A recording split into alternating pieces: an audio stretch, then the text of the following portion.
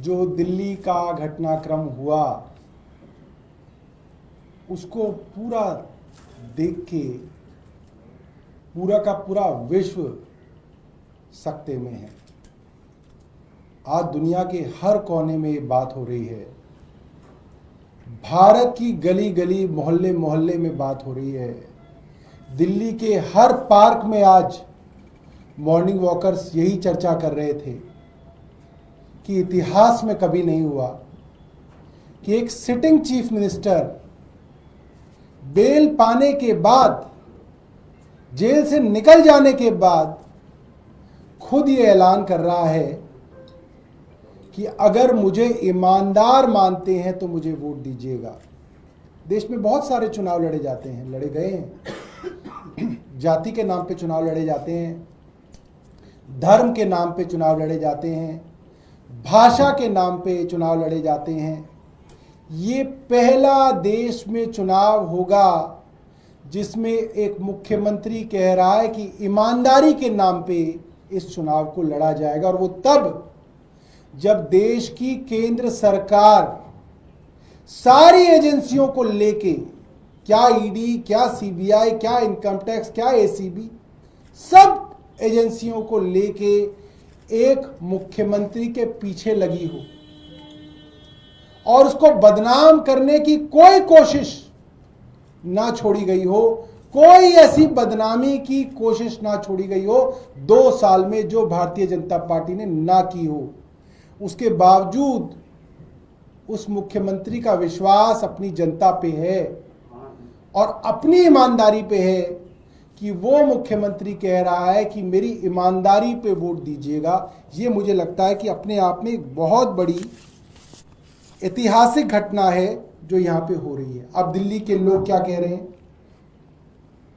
इसकी चर्चा कल से बाजारों में, चाय की दुकानों पे, सुबह दूध लेने जाते हैं उन लोगों के बीच में, ऑटो वाले कहीं खड़े होते हैं तो उनके आसपास कुछ लोग बैठ जाते हैं, उनमें हर जगह चर्चा हो रही है। और यही चर्चा है मेट्रो में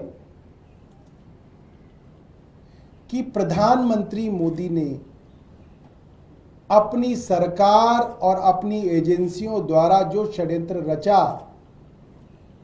और अरविंद केजरीवाल जी को फंसाने की जो कोशिश हुई, अरविंद केजरीवाल अकेले लड़के उससे बाहर आए हैं और उन्होंने इनके सारे षड्यंत्र कल फेल कर दिए जब उन्होंने कहा कि मैं जनता की अदालत में जाऊंगा, जनता के सामने अग्नि परीक्षा दूंगा। अगर जनता कहेगी कि हमारा मुख्यमंत्री ईमानदार है तो मैं इस कुर्सी पे बैठूंगा, वरना नहीं बैठूंगा।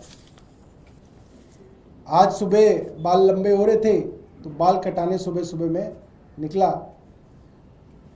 अब क्या है, 10 बजे से पहले मैंने देखा हेयर सैलून खुलते नहीं है, तो मैं 9:30 बजे पहुंच गया। तो उसने बोला कि आने वाले हैं, तो मैं वहां बैठ गया। तो वहां पे कई लोग जो है आसपास के जो है बाहर खड़े हुए थे और लोग बात कर रहे थे, चर्चा कर रहे थे, और हर आदमी इस बात को कह रहा था कि साहब चुनाव कब होंगे, चुनाव जल्दी कराओ।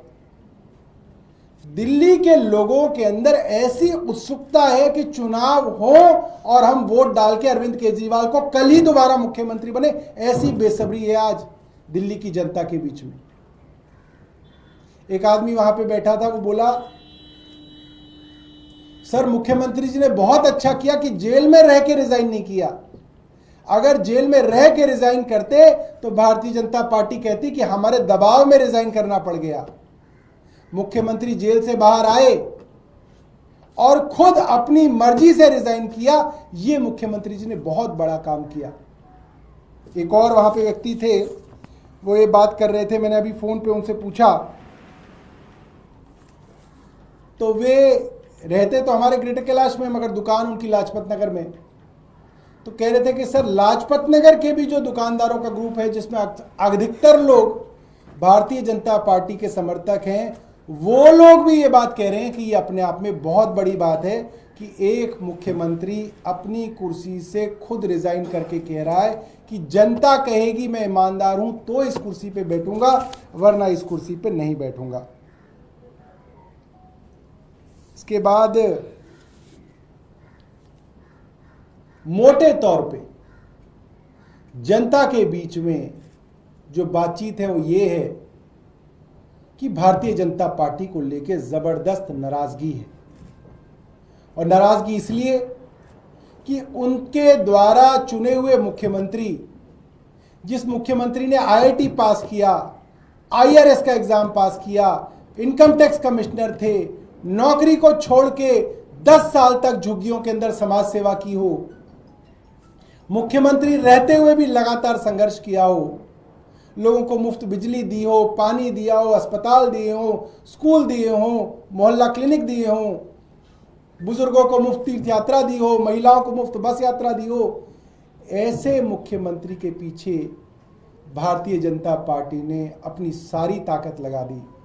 आज लोगों के मन में बहुत नाराजगी है कि एक ईमानदार आदमी के पीछे पूरी की पूरी केंद्र सरकार पड़ गई और उस बेचारे को जेल तक लेके गए। और वो आदमी जब जेल से बाहर निकला तो उसने सत्ता का सुख नहीं भोगा। उसने कहा कि मैं अब जनता की अदालत में जाऊंगा, जब तक जनता नहीं कहेगी तब तक इस मुख्यमंत्री की कुर्सी पर नहीं बैठूंगा।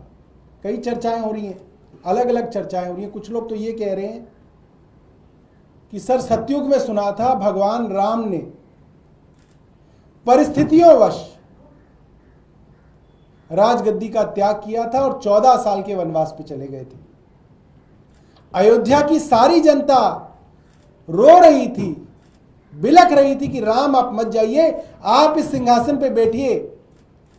मगर मर्यादा के कारण, परिस्थितियों के कारण राम उस सिंहासन को छोड़ के चले गए और 14 साल के वनवास पे रहे।